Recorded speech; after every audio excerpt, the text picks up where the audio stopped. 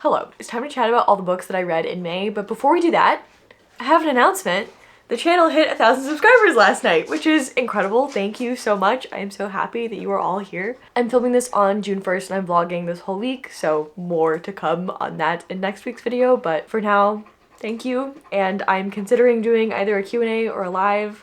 I don't really know what you guys want, so please let me know in the comments if you have thoughts or feelings on that. And if you want to see a Q&A and you have questions that you want me to answer, I would love to hear those in the comments. Okay, last month I read 13 different books, and if you saw last week's video, you know that I kind of threw my TBR out the window and mood read for a lot of the month, so we have a lot to cover here. The first thing that I read was The League of Gentlewomen Witches. This is the sequel to The Wisteria Society of Lady Scoundrels. I think even if you didn't read The Wisteria Society of Lady Scoundrels, you could probably read this as a standalone, but you would be a little bit confused because some of our characters make some appearances in here from the other book. But I really enjoyed this one. I love this brand of absurdity and silliness. Terry Pratchett's books are like this. Some of Neil Gaiman's work is like this. The Princess Bride is like this. The Hitchhiker's Guide to the Galaxy. If you like those types of books, you're gonna love this. In the Wisteria Society of Lady Scoundrels, we are following a group of women pirates, and instead of flying ships on the sea, they fly houses over Victorian England, and it is absolutely hilarious. It is a rollicking good time,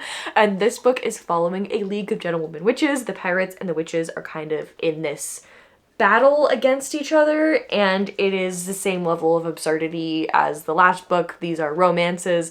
I find them to be incredibly entertaining, and I will be picking up the third one as soon as it comes out. These are fantastic as audiobooks. The narrator does an exceptional job, and even though I read most of this on print, I was still hearing the narrator's voice in my head as I read it because the performance was just incredible. Then I read The Writing Retreat. I was worried about this one a little bit. I was excited to read it, but I was a little bit scared.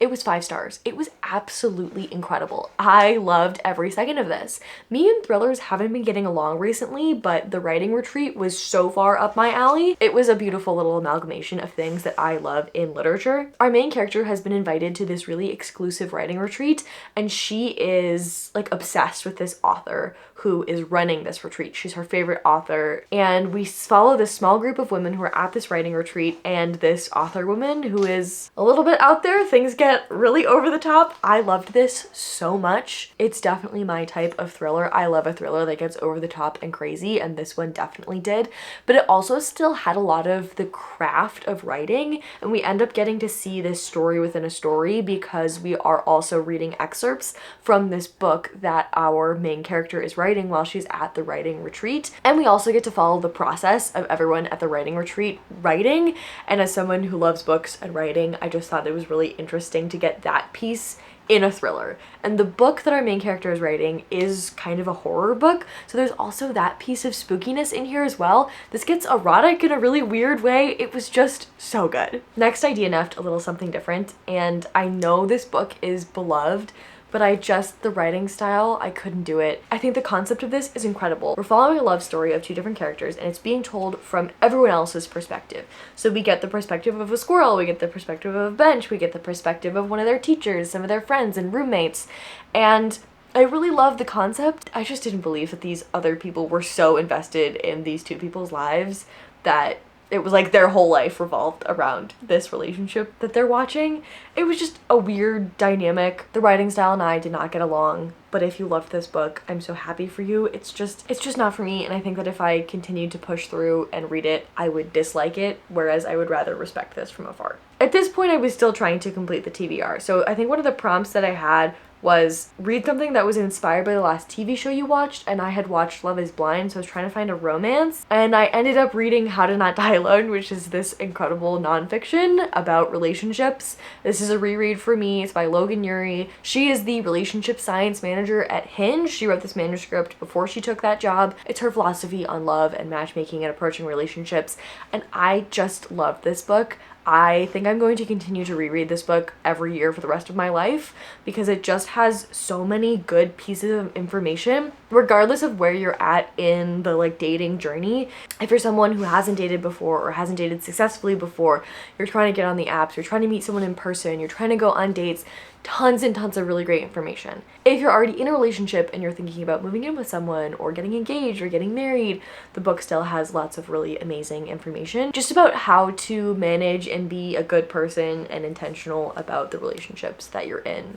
I think it's fantastic.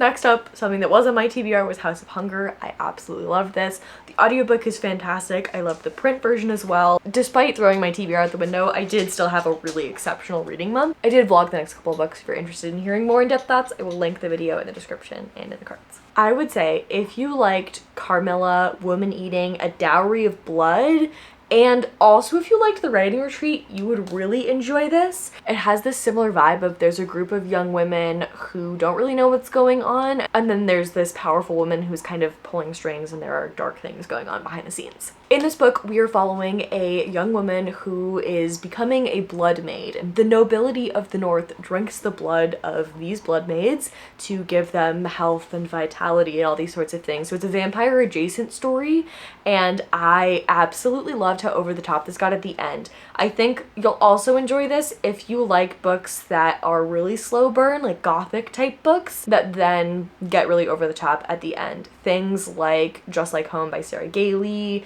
A House with Good Bones by T. Kingfisher. If you liked those books, I think you will really enjoy this. But even if you didn't like those, I still think you have capacity to like this, because I have seen some people who didn't love the slow burn in those and wanted the over the topness to be lasting for longer that still really enjoyed this. I did not think this was going to get over the top in the way that it did, but I was so happy when that did happen. Then I picked up We Spread by Ian Reid. Our main character is an older woman. She ends up having a fall and gets checked into this nursing home, and people are telling her that this is what her and her husband wanted. They chose this nursing home. She's gonna go there. It's really small. There are only a couple of other people there, and she starts losing time and she starts getting very confused. She's not sure if there is something supernatural nefarious going on, if there's something not supernatural nefarious going on, or if we as readers are viewing an unreliable narrator who is getting older, having dementia. It's really scary in that way because we don't really know what the horror is. Some of the scariest horror to me is not being in control of my reality, and I think that's what made this so scary to me. The ending is ambiguous. If you don't like ambiguous endings and you want everything tied up, you're gonna hate the ending of this, but I absolutely loved it, and I'm desperate to pick up more things by Ian Reid. I have on hold at the library Foe, and I'm thinking of ending things, so I will be picking those up as soon as they come in at the library. But I had been hearing great things about this. I got this for my birthday, so I was really excited to pick it up. It's a very quick read as well. There's a lot of white space on the pages because there's a lot of dialogue and lots of really short paragraphs. I think that sort of adds to the horror of it all because it kind of feels like things are escalating very quickly. Then I read Happy Place by Emily Henry, and this was kind of the beginning of the end for my TBR because I absolutely loved this. I did not expect to love this so much. I expected this to be like a nice break from all the horror that I was reading, and I was kind of looking for these types of vibes. I just wanted a romance that was light and fun. I was expecting this to be like a 3.5-star romance, just a palate cleanser in between the other things that I was reading this month because I had classics and a lot of heavy stuff on the list. This made me miss friendships so much and made me want to go on a friendship trip so badly. We are following this group of friends who every year they go to this cottage. This is the last year because the girl's dad who owns it is selling it. So they're all coming together for this one last trip. They all live together at one point. There are a couple of them who are dating each other. It's this like very intertwined friend group. Our main character used to be engaged to one of the other friends in this friend group, but they have broken up, and then suddenly they're both at this trip. He wasn't supposed to be there, but suddenly he's there. They decide to fake date while they're there in order to kind of keep this one last weekend intact. When I heard the premise, I was like, well, that's kind of stupid. They should just tell their friends. But I guess when you hear what all the friends are saying about the weekend and they're like, there's another big event that's happening that weekend, they're like, oh, we just like really need to be perfect for this reason and that reason, and you kind of get the sense that it's not so unreasonable that they fake dated. Fake dating is one of my favorite tropes. I also love like a friends to lovers. So maybe I do need to read more second chance stuff because I liked the fact that they had history and intimacy before, and I also loved the way that the fake dating worked out in here because they were just maliciously turning each other on, and it was hilarious. There was also a lot of friendship dynamics in here. This book got really deep about conflict and learning how to fight with people that you love. I ate it up. I loved it. It's my favorite Emily Henry that I've read. So later in the month, when I had thrown my TBR out the window, I picked up Book Lovers because I just wanted more Emily Henry, and I had found this at a used bookstore for just a couple of bucks. So I thought, let's do it. And I loved this as well. I hear a lot of criticism about this book, and I think they're right. I think it's so fair to not enjoy this book because there's this woman and her sister who are going on this vacation together, and she doesn't spend a lot of time with her sister at all. And I understand that criticism. I just didn't care. Her sister seemed fine with it, so I was fine with it. We are following our main character, Nora. Nora is this literary agent, and she keeps getting broken up with because the men that she's dating have this like small town romance situation going on. She's the cold-hearted shark who lives in New York City and doesn't want to leave the city and uses her Peloton every morning, and she's very driven and she's very in control and she loves her city life. And all these men that she's dating end up falling for like the baker, the Christmas tree farm girl, whatever. This is kind of like a hate to love situation with this editor guy. She's had a bad work interaction with him before. She ends up working with him in this book while they are in this small town that her sister takes her to. And her sister's like, I want you to have a small town romance. And Nora's like, this is literally not what I want. But they end up having this romance. And I loved the fact that Nora didn't have to give up her city girl, career-driven, who she is. The book's message was not that she has to give up who she is and find her softer, more feminine side in order to find love. That's not what happened. He loves her because she is a shark, and I loved that. I also read the entirety of the Singing Hills cycle that is currently out. I think there's a book 4 that's coming soon that I've seen a couple people get arcs for. I love this series so much. I read book 1 last month, which is The Empress of Salt and Fortune, and then this month I read When the Tiger Came Down the Mountain, and what's the third one called? Into the Riverlands. These novellas have so much to say about storytelling itself.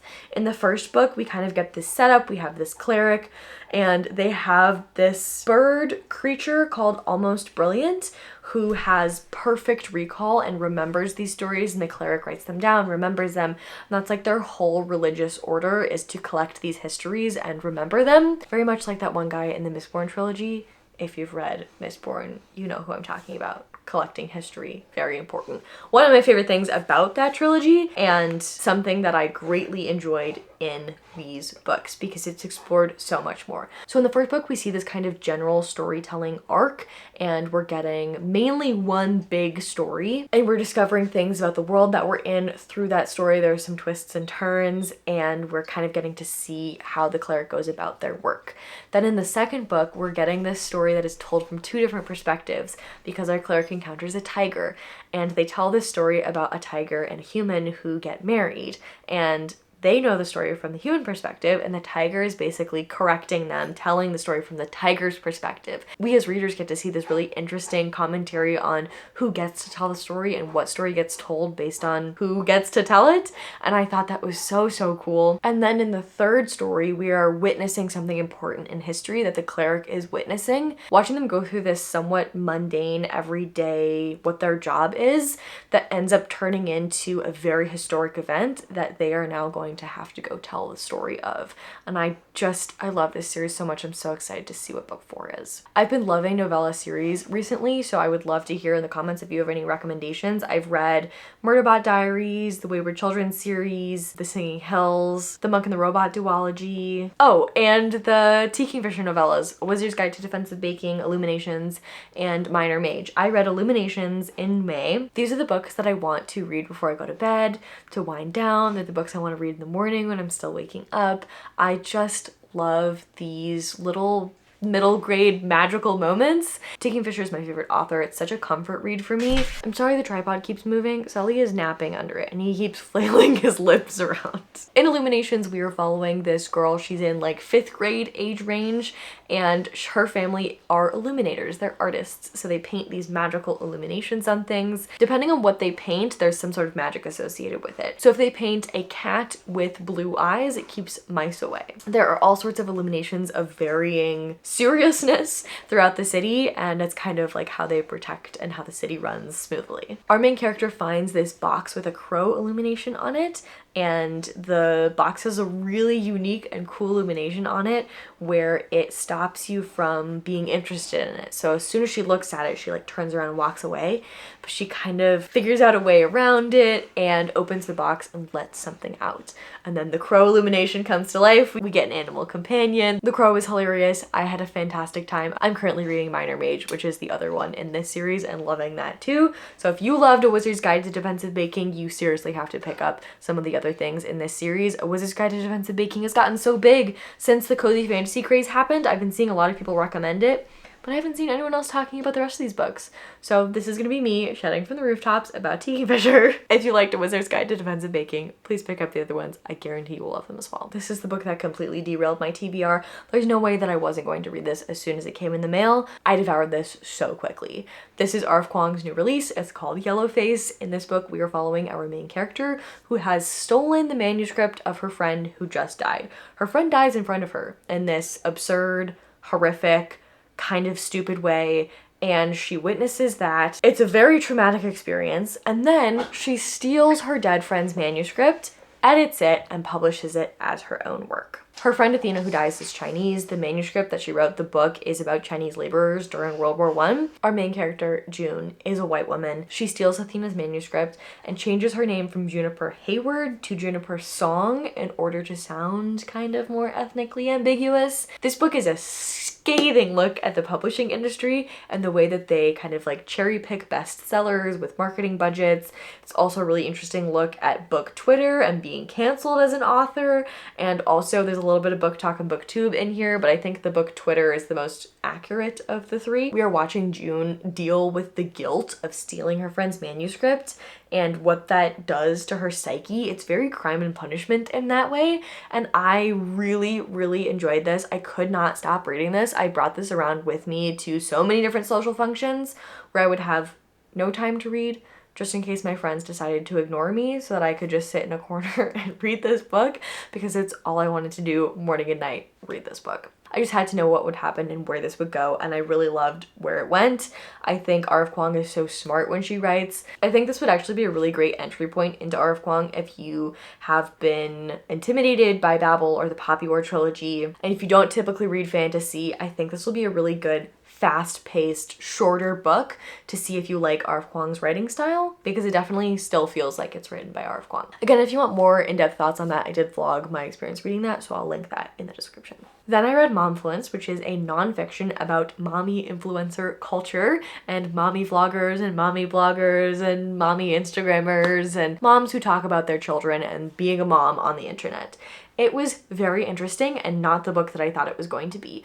I thought this was going to be a look at the effects of living online on the children. It touched on that very, very briefly, but I would still like a whole book on that topic. What Momfluence is to me is a really excellent entry point into feminist research and study. I feel the same way about Momfluence as I do about In Defense of Witches. In Defense of Witches, I wanted more witches. What I got was an entry point into feminism through a witch perspective, and I think that's fantastic. I think that's also what Momfluenced is. It does have a lot more about actual momfluencing than In Defense of Witches had about witches, but it's still mostly about feminism, and I think that's exactly probably what it should be. So if you're looking for a really amazing feminist read, I definitely recommend picking up Momfluenced. I think it does a really good job being intersectional and talking about all the different nuances while still rooting itself in one woman's experience with momfluencer culture, being a mom, ingesting this content, cringe watching, hate watching, all of the different things that we do with people on the internet. It was funny, it was informative, it was reflective. I enjoyed it, just wasn't what I thought I was getting myself into, and that's on me. The final book I read in May was Whisper Down the Lane. This is the book club pick for Kayla's book club from Books and Lala, the Literally Dead book club, and I'm really excited for the live show in a couple of days because I want to hear what everyone else thought of it. I found the experience of reading this book to be incredibly uncomfortable, and I don't know if I loved that or hated it. We're talking about the satanic panic back in the 80s where people were convinced that there were these satanic cults everywhere and children were in these pedophilia rings and there was a lot going on.